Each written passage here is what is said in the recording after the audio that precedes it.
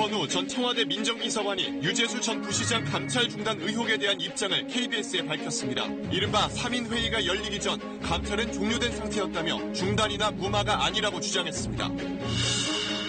전두환 씨가 서울 강남의 고급 식당에서 12.12 군사반란의 주동자들과 40년 전 쿠데타를 기념하는 오찬 모습이 포착돼 공분을 사고 있습니다. 대북 감시 체제를 강화하고 있는 미국이 미사일 발사 시험도 예고했습니다. 유엔 안전보장이사회는 북핵 문제를 공개 논의했는데 북한은 묵과하지 않겠다고 맞섰습니다. 선거법 등 패스트트랙 법안이 내일 국회 본회의에 상정될 것으로 보입니다. 한국당은 무기한 농성을 예고하는 등 법안 처리를 결사 저지하겠다는 방침입니다.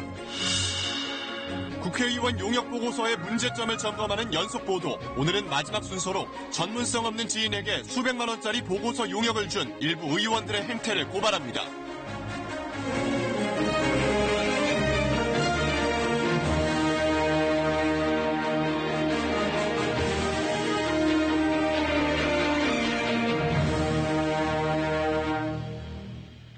안녕하십니까. KBS 9시 뉴스입니다. 유재수 전 금융위 국장에 대한 청와대 감찰이 석연치 않게 중단됐다는 의혹과 관련된 단독 보도로 시작하겠습니다. 감찰 중단은 조국 당시 민정수석과 백원우 당시 민정비서관, 또 박형철 반부패 비서관 등 이른바 3인 회의에서 결정된 걸로 알려졌죠. 그런데 사건의 핵심 축인 백원우 전 비서관이 의도적인 감찰 중단은 없었다는 입장을 저희 취재진에 밝혀왔습니다. KBS는 그동안 백 전 비서관의 입장을 듣기 위해 수십 차례 접촉을 시도해왔습니다.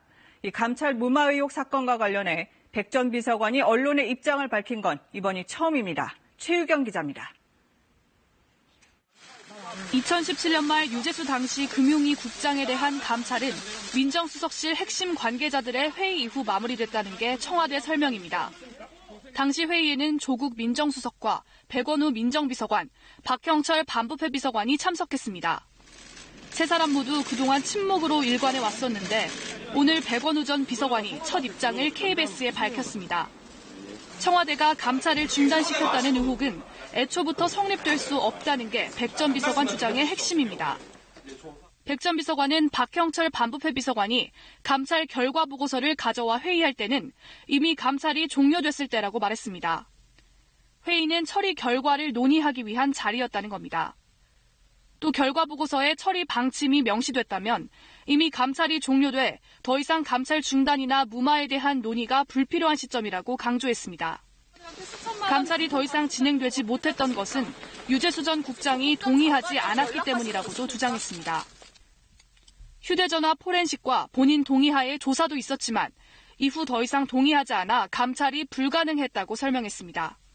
이어 일부 언론의 의혹 제기는 본인의 동의도 없이 청와대가 강제로 계속 조사하라거나 공직자와 연계된 민간인을 조사하라는 것이라며 청와대가 불법을 해서라도 감찰을 계속하라는 주장이라고 덧붙였습니다.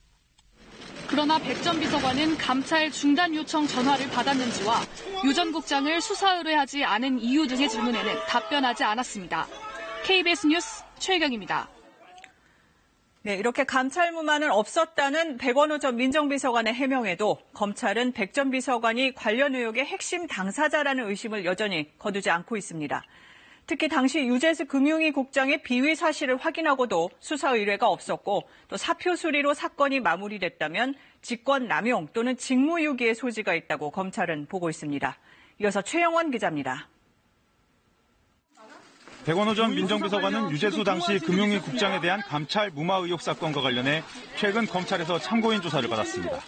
백 전 비서관은 유 씨와 친분이 있는 김경수, 윤건영, 청경득 등 여권 핵심 인사들과 감찰의 최종 책임자인 조국 당시 민정수석 사이에 연결고리라는 의혹을 받아왔습니다. 하지만 백 전 비서관은 KBS에 청와대가 감찰을 중단시킨 일은 없다면서 당시 반부패 비서관실이 작성한 보고서는 감찰 결과 보고서였다고 문건 이름을 명확히 했습니다. 감찰의 결과가 나와 있는 보고서에는 처리 방침까지 명시돼 있었다는 주장도 했습니다. 하지만 검찰은 3인회동 이후 감찰 결과 처리 과정에도 주목하는 것으로 보입니다. 이른바 3인회동 뒤 백 전 비서관이 유 씨의 감찰 사실을 소속 부처인 금융위에 알렸고 금융위는 유 씨의 사표를 받는 선에서 사건을 마무리하기로 했는데 이 과정에 문제가 없느냐는 겁니다.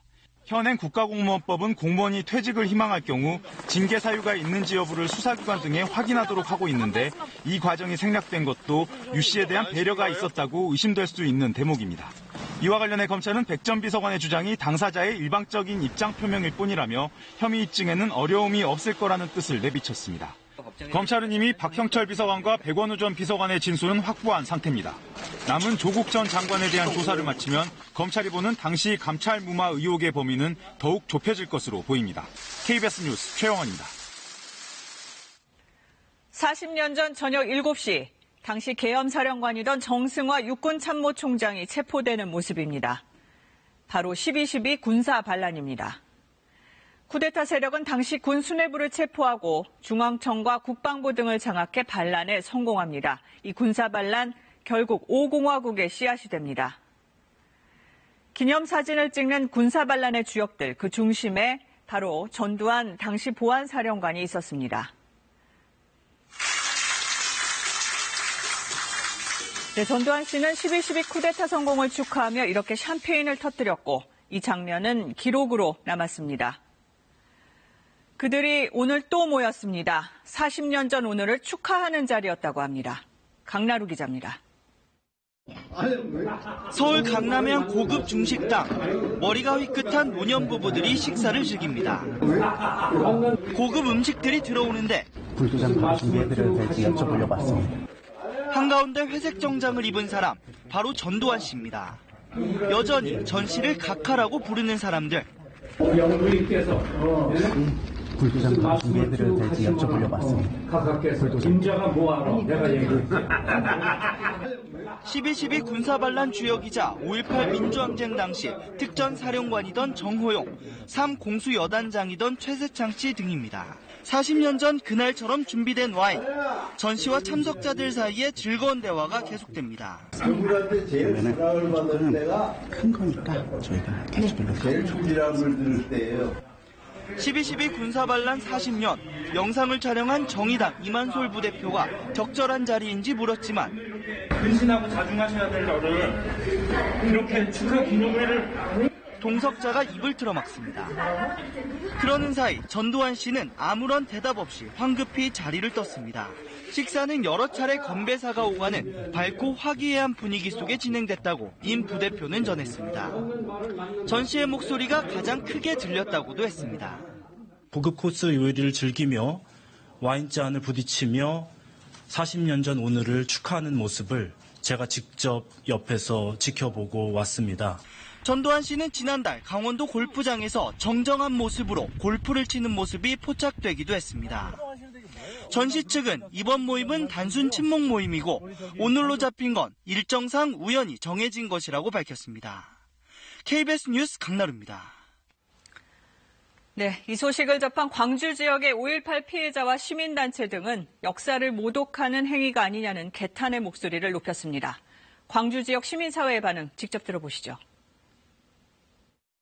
치매가 와서 재판도 못 받는다는 사람들이 모여서 단합대회를 했다. 반성을 하고 자숙을 해도 참 우리가 용서를 할 수 없는 일인데 그런 일이 있을 수 없는 일이잖아요. 헌정 질서 파괴 행위에 대한 반성도 없이 그걸 자축하는 행사를 또 12.12 군사 쿠데타의 주역들과 가졌다는 것 그 자체가 심각한 역사에 대한 모독이기도 하고 5.18에 대한 아울러서 모독이라고 보는데 좀 후한무치한 행위다. 12.12 군사 쿠데타를 일으켰던 날 축하의 연을 즐기고 있다라는 건 아직도 전두환 씨의 인식에는 1979년에 그대로 머물러 있고 이런 역사적 평가 그다음에 잘못된 행위에 대한 반제가 이루어지지 않기 때문에 이게 지금 반복되고 있다. 이런 느낌이고요. 12.12 자기들이 군사반란을 일으켰던 그날을 자축하기 위해서 만났구나. 이렇게 믿을 수밖에 없습니다. 그야말로 국민을 너무 우습게 하는 거고요. 자신들이 저지른 그 끔찍한 민주화 열망을 짓밟아버린 그런 참변을 여전히 반성하지 않고 기리고 있다는 점에 있어서는 참으로 개탄스러운 일이고요.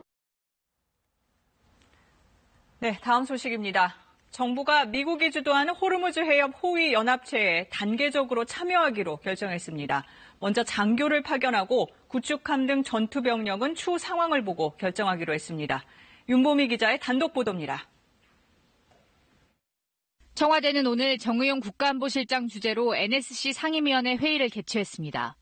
청와대는 이 자리에서 호르무즈 해협 인근에서 우리 국민과 선박을 보호하고 해양 안보를 위한 국제적 노력에 기여하는 방안을 검토했다라고 밝혔습니다.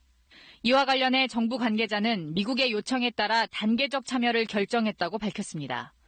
우선 1단계로 참모장교 1명을 미국이 주도하는 국제해양안보구상, 일명 호르무즈 호위연합 지휘통제부에 파견한다고 설명했습니다. 지휘통제부는 지난달 바레인에 있는 미 5함대 기지에서 발족했습니다. 당장 청해부대는 파병하지 않기로 했습니다. 전투병력 파병은 호르무즈 해협 상황을 보고 미국의 요청이 있을 경우 다시 논의해 결정하기로 했습니다. 미국의 지속적인 파병 요청을 더는 외면할 수 없는 상황에서 이란과의 관계를 종합적으로 고려해 내린 결정이라는 게 정부 관계자의 설명입니다. 한국과 이란 사이 직접 교역량은 많지 않지만 함정 파병으로 인해 긴장이 고조될 경우 다른 주변국과의 교역에 어려움이 있을 것이라고 판단한 겁니다. 미국은 지난 5월과 6월 호르무즈 해협 부근에서 발생한 유조선 공격의 배후로 이란을 지목하고 동맹국과 우방국들의 군사동맹체 참여를 요구해왔습니다. 지금까지 호주와 영국, 사우디아라비아 등이 참여하고 있고 독자 파견 방침을 밝혀왔던 일본 정부도 어제 NSC를 열어 중동 정세를 논의했는데 오는 20일 가기에서 해상자위대 파견을 결정할 것으로 알려졌습니다. KBS 뉴스 윤봄입니다. 네, 북한과 미국의 비핵화 협상 교착 국면이 길어지면서 미국이 본격적으로 북한 압박에 나서는 걸까요? 오늘 미 의회를 통과한 국방수권법에는 우주군 창설 같은 방위력 강화와 함께 북한을 압박하는 내용들도 다수 포함됐습니다. 이런 가운데 미 공군은 조만간 미사일 발사 시험을 예고하기도 했습니다. 이게 어떤 의미인지 워싱턴 연결해서 알아보겠습니다. 금채령 특파원, 이 미국의 국방수권법, 구체적으로 이 대북 압박으로 볼 수 있는 내용들 어떤 것들입니까? 네, 국방수권법은 미국의 국방과 안보정책 수행에 필요한 것을 상세하게 규정하고 있습니다. 매년 개정되는 이 법을 토대로 관련 예산을 지출하게 되어 있습니다. 북한과 관련해선 한마디로 대북 제재를 확실히 이행해야 한다는 내용이 담겼습니다. 북한과 거래하는 개인과 기업의 금융거래를 돕는 해외 금융기관에 제재를 하도록 하는 이른바 세컨더리 보이콧 내용이 포함됐습니다. 북한에 대한 행정부의 최대 압박에 대한 지지 내용도 담겼습니다. 안보 전략 차원에서 경제 제재를 카드화할 수 있다는 점을 미 의회가 분명히 한 겁니다. 네, 이 법안에 주한미군을 현재 수준으로 유지하는 내용도 포함됐죠? 네, 그렇습니다. 미 국방부가 28,500명인 주한미군 규모를 임의로 줄이는데 예산을 쓸 수 없도록 명문화했습니다. 지난해와 비교하면 6,500명 늘어난 겁니다. 법안에 명시된 만큼 주한미군 감축 논란은 일단락될 것으로 예상됩니다. 미국이 미사일 발사 시험을 준비하고 있는데 북한이 최근에 중대한 시험을 했다라고 발표한 것에 대한 대응이라고 볼 수 있을까요? 네, 미 공군이 캘리포니아 반덴버그 공군기지 인근의 비행을 금지한다고 고시를 했는데 대륙간 탄도미사일 ICBM 발사일 가능성에 무게가 실리고 있습니다. 미 공군은 지난 5월과 10월에도 ICBM 미니트맨 3를 발사한 적이 있습니다. 공교롭게도 북한의 미사일 발사를 전후한 시기여서 대응 차원이 아니냐는 분석이 나오기도 했는데 당시 미 군 당국은 통상적인 일정에 따라 진행한 것이다라고 발표한 바가 있습니다. 지금까지 워싱턴에서 전해드렸습니다. 미국이 주도한 유엔 안보리 공개회의, 북한이 강하게 반발했습니다. 우리 시간으로 오늘 새벽 열린 안보리 공개회의에서 미국은 북한에 도발하지 말라고 경고했는데 북한은 도발 수위를 높이는 건 오히려 미국이라며 미국과 대화 안 하겠다는 의사를 밝혔습니다. 강푸른 기자입니다. 미국이 소집한 유엔 안보리 공개회의, 미국은 북한에 도발하지 말라고 경고했습니다. North Korea must make this difficult but bold decision to work with us. However, we have seen deeply troubling indications that the DPRK is headed in a different direction. 이에 북한 외무성은 대변인 담화를 내고 강력히 반발했습니다. 연말 시한이 하루하루 다가오고 있는 가운데 미국이 도발 수위를 계속 높이고 있다고 주장했습니다. 안보리 공개회의는 적대적 도발 행위라고 비난했습니다. 미국이 주도하면서 대북 압박 분위기를 고조시켰다며 절대로 묵과하지 않겠다고 주장했습니다. 미국은 대륙간 탄도미사일을 쏴도 되고 북한은 무기시험도 하지 말아야 한다는 건 북한을 완전히 무장해제하려는 날강도적인 본성을 드러낸 거라고 비난했습니다. 미국과의 대화 거부 의사도 밝혔습니다. 대화를 한다고 해도 미국이 내놓을 게 없다는 것이 너무도 자명하다면서 북한은 더는 잃을 것이 없으며 미국이 어떤 선택을 하든 상응한 대응을 할 준비가 돼 있다고 주장했습니다. 이번 안보리 회의 소집은 미국이 도끼로 제 발등을 찍는 어리석은 짓이라며 북한이 어느 길을 선택할지에 대한 명백한 결심을 내리는데 결정적인 도움을 줬다고 주장했습니다. 북한의 로켓 엔진 시험에 이은 유엔 안보리 회의를 거치며 북미 간 긴장은 더 고조되고 있습니다. KBS 뉴스 강포른입니다. 이번엔 국회로 가보겠습니다. 민주당은 내일 본회의에 패스트트랙 법안을 상정하겠다면서 한국당이 필리버스터를 한다면 역시 필리버스터로 정면 돌파하겠다고 밝혔습니다. 무기한 농성 중인 한국당은 사직생 각오로 투쟁하겠다고 맞서 또 한 번 격돌을 예고하고 있습니다. 이세연 기자입니다. 내일 본회의에서 선거법과 공수처법을 상정하겠다고 예고한 민주당. 이제 우리 길을 가겠다고 했습니다. 한국당이 필리버스터로 맞선다면 맞불 필리버스터로 국민 뜻을 얻겠다고 했습니다. 더 이상 기다려도 대화와 타협만으로 오늘의 전국을 해결하기는 어려워 보입니다. 이제 민주당도 우리의 길도 가겠습니다. 나를 밟고 가라는 한국당. 협상보단 초강경 투쟁 기조입니다. 선거법 날치기 꿈도 꾸지 마라. 예산안 국회 처리 과정에서 직권을 남용했다며 문희상 국회의장과 홍남기 경제부총리를 검찰에 고발했습니다. 또 홍 부총리가 혈세농단의 주범이라면서 탄핵소추안도 냈습니다. 주말엔 장외 집회에 나섭니다. 패스트트랙 법안 상정에 필리버스터로 막겠다는 전략이지만 뾰족한 대책이 없어 고민이 깊어가고 있습니다.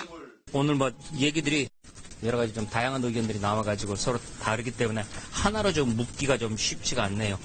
아직 선거법 단일안을 만들지 못한 4+1 협의체 야당들은 오늘 안에 반드시 합의안을 내야 한다면서 민주당을 압박하고 있습니다.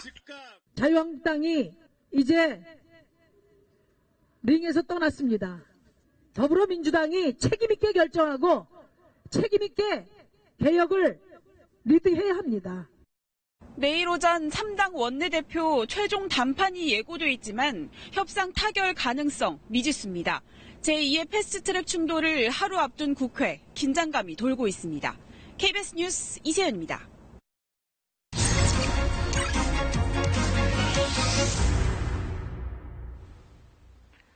국회 감시 프로젝트 K, 첫 프로젝트로 국회의원 용역 보고서를 살펴보고 있는데요. 오늘 마지막 순서입니다. 이 입법과 정책을 위해 의원들 연구 용역하라고 만든 제도, 실제로는 수상한 보고서가 많습니다. 꼼수와 편법은 없는지 정성호 기자가 들여다봤습니다. 20대 국회에서 진행한 연구 용역 모두 800건이 넘습니다. 지금 화면에 보이는 것들이 그 목록인데요. 내역 살펴봤더니 수상하거나 황당한 내용도 있습니다. 먼저 한 번역 보고서부터 추적해 보겠습니다. 민주당 안규백 의원실이 낸 군 인권 보고서. 60여 쪽짜리인데 프리랜서가 6개월 번역했고 세비 500만 원 들었습니다. 번역자에게 전화해봤습니다. 연구 용역을 의뢰받아서 번역을 하신 적이 있으신가요? 아니요, 그런 적 없었는데요. 제가 영어를 하긴 하는데 8분 뒤 전화가 되돌아옵니다. 내역을 찾아보니까 있어요. 네, 어떤 내용인지 혹시 기억하시는지. 저도 그 파일을 찾아서 열어봐야 할 것 같은데. 알고 보니 이 사람 20대 총선 땐 안 의원 선거 사무원이었고 지금은 지역구에서 일하고 있습니다. 찾아가 봤습니다. 선생님 잠깐 얘기 좀. 따로 의사들은 지금 이유는 없다고 생각을 하고 있고요. 500만 원을 받고 하실 정도의 일이 없다고 생각하세요? 그것도 국민 세금인데. 네. 전문 번역업체에 한번 얼마인지 물어봤습니다. 106만 원, 번역기간 단 11일. 그것도 통번역대학원 출신 전문 번역사가 하는 조건입니다. 의원실 해명 이렇습니다. 시급에 맞게끔 6개월 동안 그 친구한테 의뢰를 한 거죠. 그래서 한 달에 80만 원씩 계산해서 6개월 동안 해서 480만 원, 약 한 500만 원을 준 거죠. 이번엔 한국당 김종석 의원이 의뢰한 연구 용역 보고서. 연구기관 경제위기관리연구소, 신모 씨가 연구원입니다. 연구비는 500만 원 확인해 봤습니다. 그냥 아무 생각 없이 옛날에 썼었는데. 의원실에 뭐 보고서를 써주시거나. 전혀 없어요, 전혀. 계세요. 연구소 찾아가 봤더니 아무도 없습니다. 연구 책임자는 나성린 소장, 전 새누리당 의원입니다. 명의를 도용한 걸까? 신목사 우리 연구소에서 이제 세미나 한 게 있어요. 기록이 다 있으니까. 4년 전에 하신 거잖아요, 이거는. 다른 보고서를 이제 합해가지고 제출하는 거예요. 나 소장과 용역을 준 김종석 의원, 꽤 가까운 사이입니다. 저보다 훨씬 말씀도 잘하시고 훨씬 더 인기가 김종석 원장을 제가 모셨습니다. 친분 때문에 맡긴 걸까? 김 의원에게 물어봤습니다. 국감 자료로 쓰려고 했고 그런 배경을 가지고 만들었는지는 나도 몰랐지. 상당히 유감스러운 일이죠. 연구소 측 용역비 500만 원을 반납하겠다고 밝혀왔습니다. 민주당 이규희 의원이 400만 원에 의뢰한 또 다른 용역. 제목처럼 지붕사진 수백 장이 실려 있는데 관광지 펜션 빨간 지붕 사진들입니다. 아마추어 사진작가라는 용역 수행자 겨우 연락이 됐는데 알고 보니 이 의원 지역구 당원이었습니다. 사진만 드렸어요. 사진만 찍어주면 되니까. 보고서 그런 걸 어째서 모르는데. 의원의 답은 이랬습니다. 아름다운 지붕 사진? 네네네. 근데 칼라가 아니에요? 지붕에 대해서는 제가 워낙 중요하게 생각을 하고 제 사명이고. 이 의원이 500만 원에 의뢰한 도시 디자인 연구. 이번엔 어떤 전문가인가 봤더니 지역구 인쇄소 대표입니다. 실장님은 좀 잘 해봤어요. 직원분 좀 연결을 좀. 여기를 그만두고 간 사람이 답변을 해달라고 하면 나잖아요. 의원과 인쇄소 무슨 관계일까요? 선거할 때 뭘 도와주시거나 뭐 그러신 거예요? 왔다 갔다는 했어요. 인쇄를 그 의원실 거를 좀 많이 하셨던데 맞죠?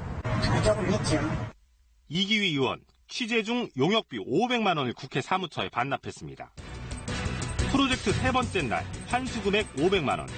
사흘 동안 세금 2,430만 원 환수했습니다. 국회 감시 프로젝트 K 정성호입니다. 네, 저희 국회 감시 프로젝트 K는 국회의원 흠집 내고 또 정치 혐오 부추기려는 게 아니라 국회가 일 제대로 하는지 여러분과 함께 감시하기 위한 겁니다. 그럼 이번 취재 왜, 어떻게 했고 지금 국회에 필요한 게 뭔지 이번 프로젝트 진행한 이진성 팀장이 설명드리겠습니다. 사흘 동안 가장 많이 들었던 질문이 이겁니다. 얼마나 환수할 거냐?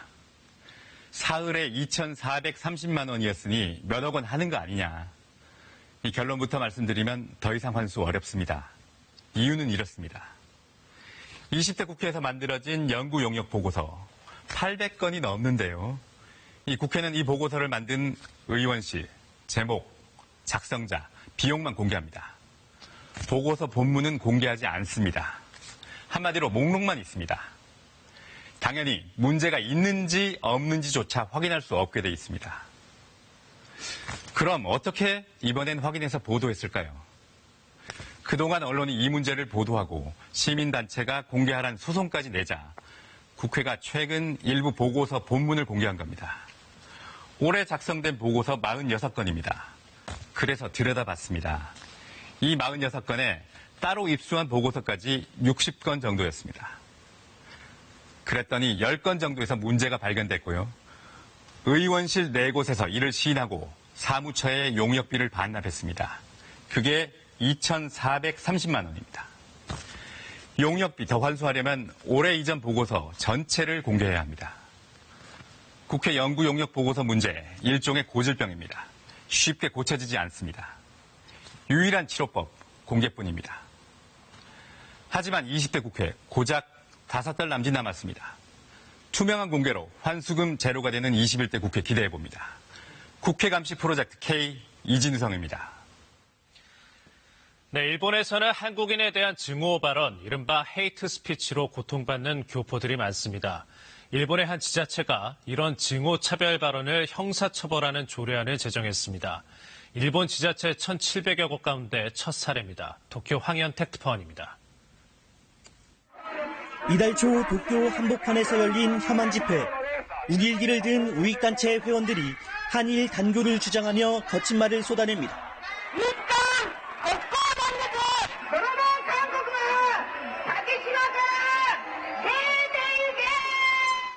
이런 차별 혐오 발언을 제1한국인과 조선인들의 고통은 이루 말할 수 없습니다. 帰れ出ていけというふうな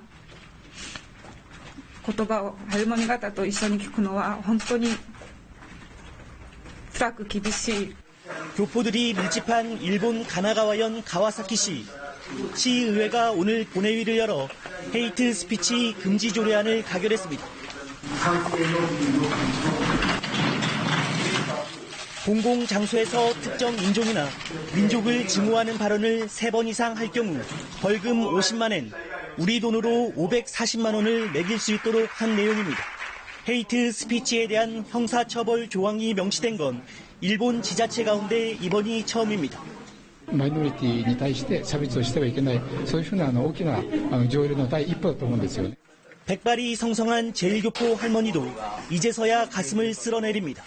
昔散々悲しい思い、苦しい思いをして生きてきた私たちに守られました. 일본 정부는 2016년 헤이트 스피치 금지 법안을 마련했지만 처벌 규정이 없는 선언 수준에 불과합니다. 도쿄에서 KBS 뉴스 황현택입니다. 네, 그럼 도쿄를 연결해서 더 자세한 얘기를 들어보겠습니다. 황현택 특파원 나와 있죠? 자, 앞서 화면에서 봤던 이 혐한 시위가 열린 장소는 정확히 어디입니까? 네, 신주쿠에 있는 신 오쿠보라는 곳에서 열린 시위입니다. 도쿄 내 한인 집단 거주지, 다시 말해서 코리아타운이 있는 곳인데요. 저런 곳에서 혐한 시위를 허가해준 도쿄 당국도 문제이지만 경찰 역시 증오 발언을 말리지 않았습니다. 문제는 최근 한일 관계가 악화하면서 이를 악용하는 우익들의 활동 공간이 그만큼 넓어졌다는 점입니다. 예, 조례안이 내년 7월부터 이제 전면 시행된다는 건데 이게 혐한 근절의 효과가 있을까요? 네, 조례안 제정운동이 시작되고 무려 4년 만에 결실을 보게 됐습니다만 아쉬운 점도 없지 않습니다. 무엇보다 실제 형사처벌이 이루어지기까지 긴 시간과 절차가 필요한데요. 1차로 시정 권고, 2차는 시정 명령, 이어 전문가 의견을 물어서 수사당국에 고발하게 됩니다. 그리고는 기소와 재판을 통해 유죄가 확정돼야 벌금이 부과됩니다.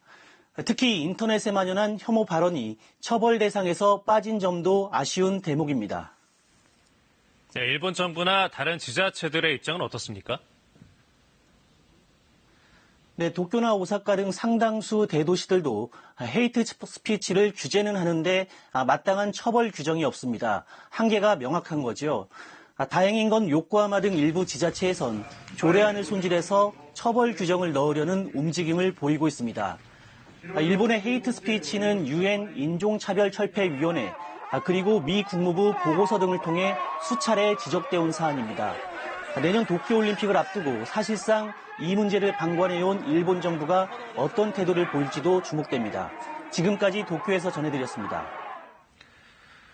어제 안 터지는 5G 보도가 나간 뒤에 비슷한 사례 제보가 KBS에 이어졌습니다. 비싼 요금제 가입하고도 5G망을 제대로 못 쓰는 것에 대한 불만이 터져나왔는데요. 정부는 뒤늦게 통신사에 요금제 인하를 요구했습니다. 황정호 기자가 보도합니다. 늦은 밤 많은 사람이 오가는 건대역 인근에서 남산이 보이는 서울 도심 한가운데서도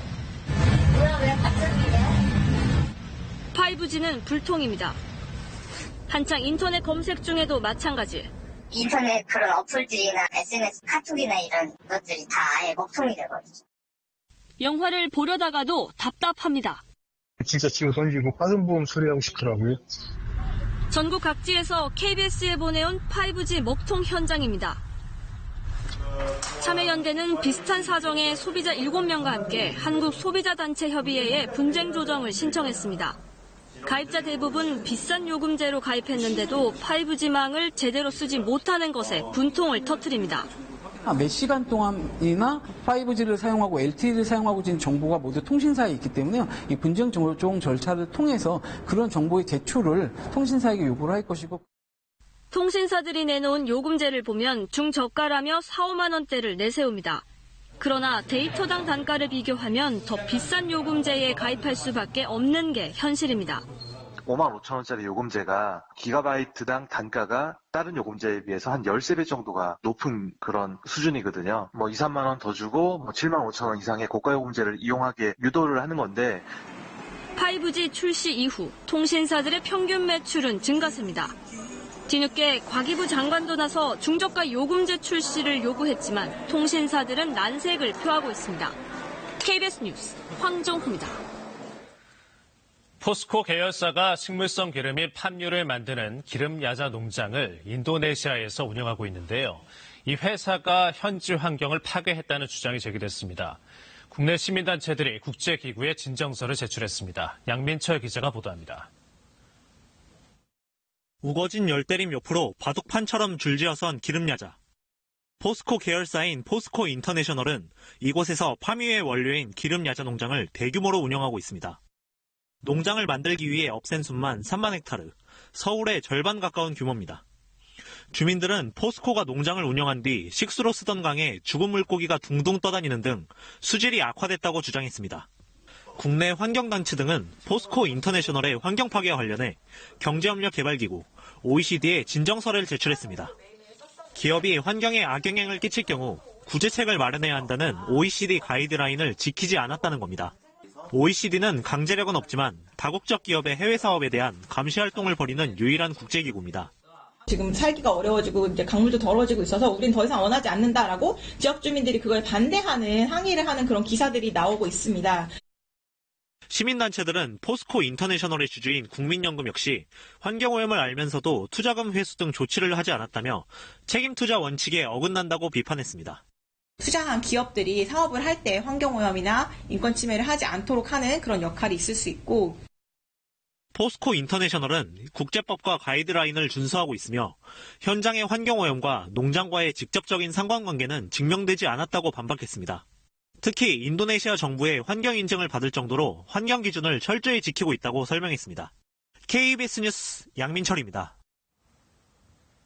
네, 프란치스코 교황, 메르켈 독일 총리, 트럼프 미국 대통령, 그리고 마크 저커버그 페이스북 창업자. 이 전통을 자랑하는 미국의 시사 주간지 타임이 해마다 발표한 역대 올해의 인물들입니다.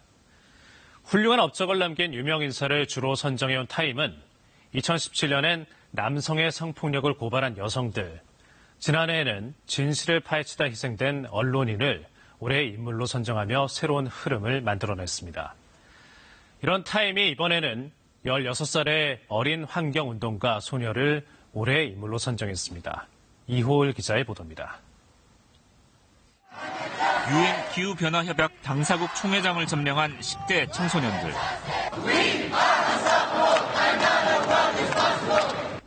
지구온난화에 맞서 행동을 촉구하는 이들을 이끄는 인물은 앳된 얼굴의 10대 소녀입니다. That the biggest danger is not inaction. The real danger is when politicians and CEOs are making it look like real action is happening. 미국 시사주간지 타임은 올해의 인물로 스웨덴의 16살 환경운동가 그레타 툰베리를 선정했습니다. 올해의 인물을 발표해온 잡지의 92년 역사상 가장 나이가 어립니다. 평범한 학생이었던 툰베리는 지난해 금요일마다 학교를 가는 대신 스웨덴 의회 앞에서 지구온난화를 경고하는 시위를 벌이기 시작했습니다. 시위는 미래를 위한 금요일이라는 해시태그를 달고 전 세계로 확산되며 10대들의 환경운동의 기폭제가 됐습니다. 툰베리는 지구촌 곳곳에서 때로는 세계 지도자들을 직접 만나 기후변화에 맞서 즉각 행동에 나설 것을 호소했습니다.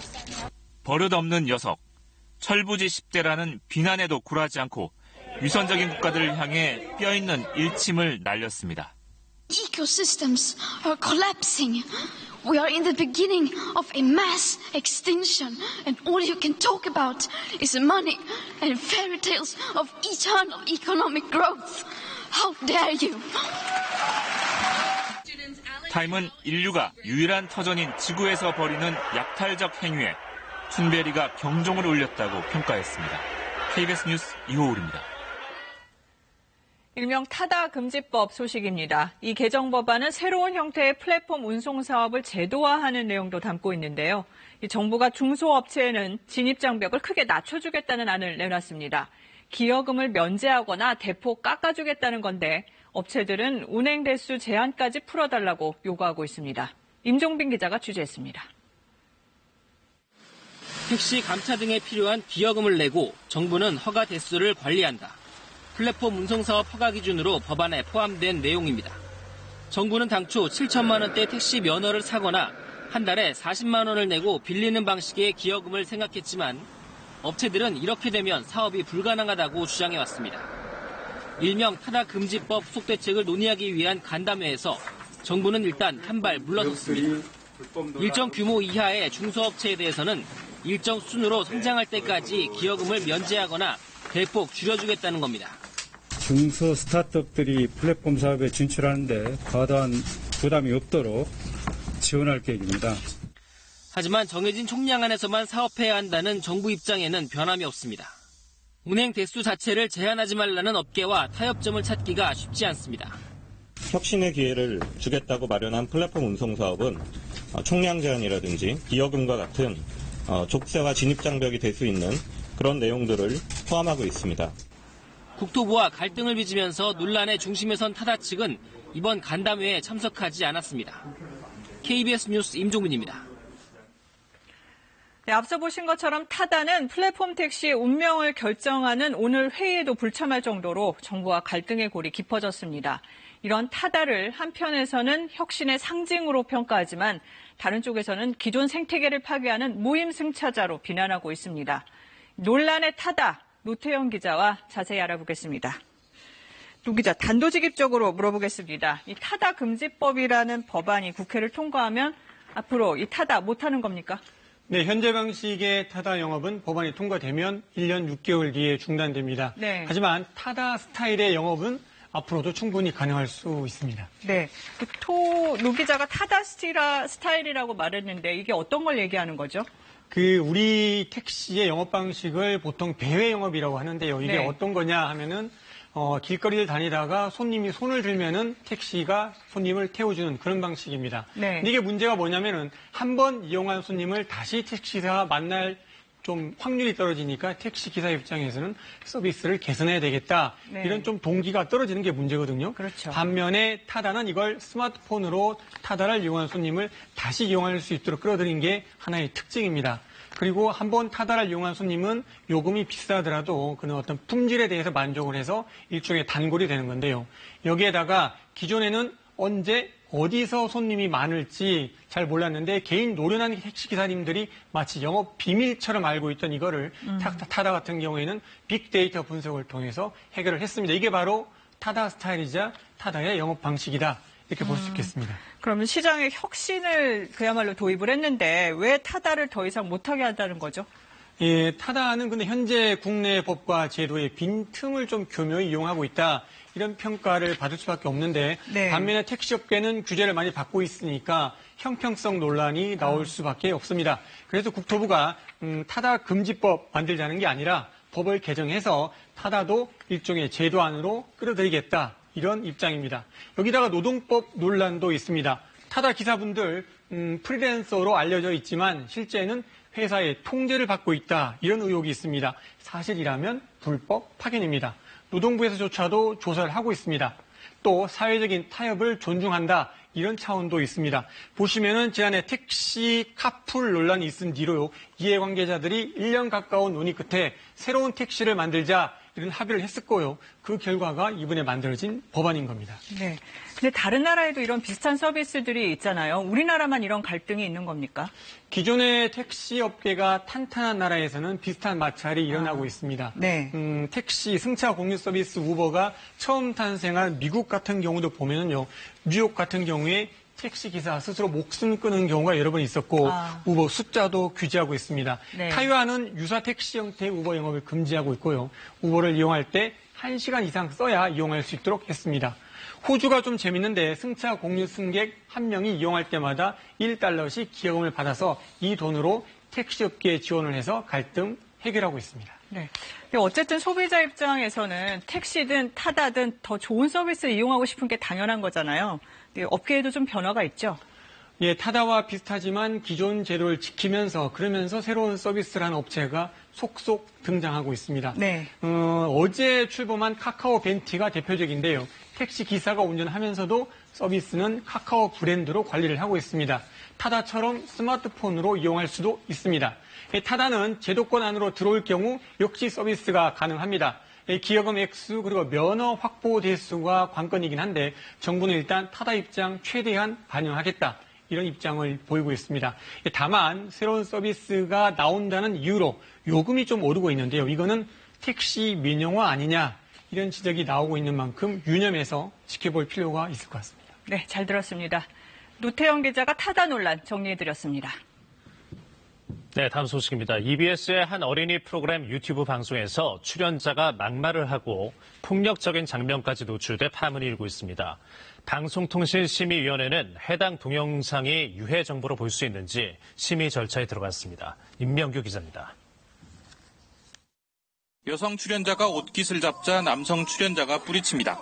다른 출연자에게 가렸지만 때리는 소리가 나고 여성 출연자는 팔을 만집니다. 이번엔 또 다른 남성 출연자, 여성 출연자에게 막말을 합니다.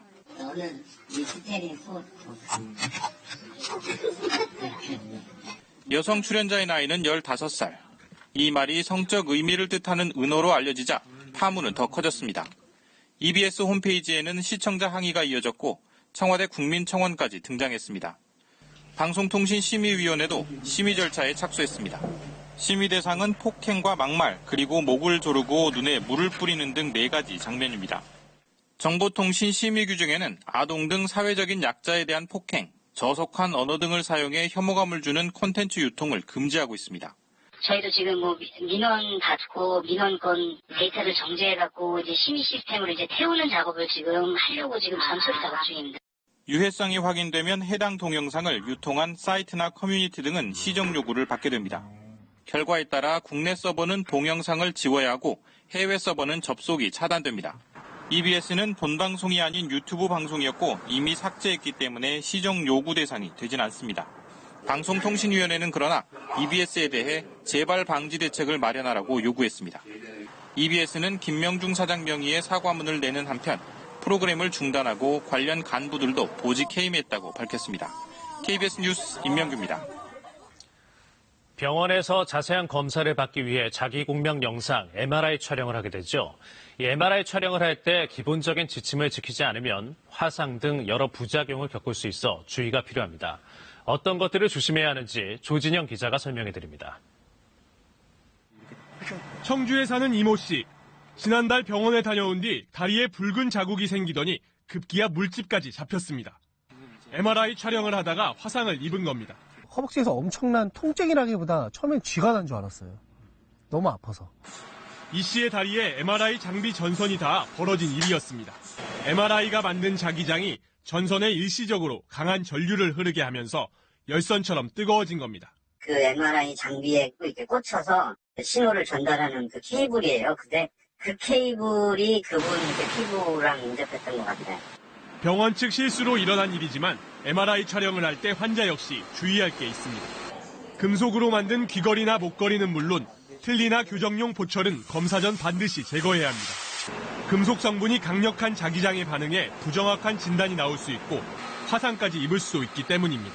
초전도 자석이 검사를 할 때는 거기에다가 다시 신호를 바꿔서 자기장 변화를 주거든요. 그때 전도율이 그쪽 주변의 금속물까지 영향을 미쳐서 일반 전기선이었던 게 열이 안 나다가 전도율이 생기면서 열이 발생할 수가 있거든요. 심장 박동기 등 몸의 전자장비를 이식한 경우엔 MRI 검사가 제한됩니다. 또 문신하거나 마스카라로 화장한 경우에도 금속 성분 색소가 몸 안에 스며들어 남아있을 수 있기 때문에 MRI 촬영 전 문신 여부 등을 병원에 꼭 알리는 게 필요합니다. KBS 뉴스 조진영입니다.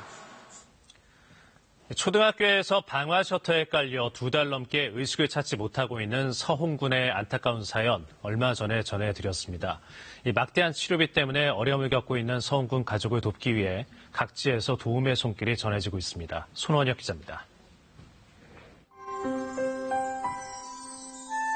서홍아, 빨리 나. 함께 뛰어놀자. 힘내. 넌 할 수 있어. 희망나무에 빼곡히 매달린 손글씨에는 서홍이를 응원하는 또래 학생들의 염원이 가득 담겼습니다. 서홍이가 동생이랑 친구라서 더 도와주고 싶고 뉴스에서 이런 안타까운 사연 접해가지고 더 도와주고 싶어서 왔습니다. 재능 기부에 나선 지역 예술단체는 감미로운 작은 음악회로 서홍군의 쾌유를 기원합니다. 이 염원들이 모여서 정말 하루빨리 깨어나서 학교로 다시 툭툭 돌고 올 수 있었으면 참 좋겠습니다. 일일 찻집에서는 따뜻한 차 한 잔, 어묵 한 그릇을 나누며 성금을 모으고 이웃 학교에서 또 크고 작은 모임에서 십시일반 모은 봉투가 정성스럽게 전달되기도 합니다. 방화 셔터 오작동 사고로 병석에 누운 지 2달. 의식도 없는 상태에서 시도 때도 없이 찾아오는 근육강직의 고통과 싸우는 서홍군을 위해 반나절 만에 400여 명이 사랑의 후원에 참여했습니다. 안타까운 소식이 알려지면서 자선바자회 등 지역사회의 후원이 줄을 잇고 있으며 학교 안전사고를 지원하는 관련법 개정을 준비하는 움직임도 일고 있습니다. KBS 뉴스 손원혁입니다.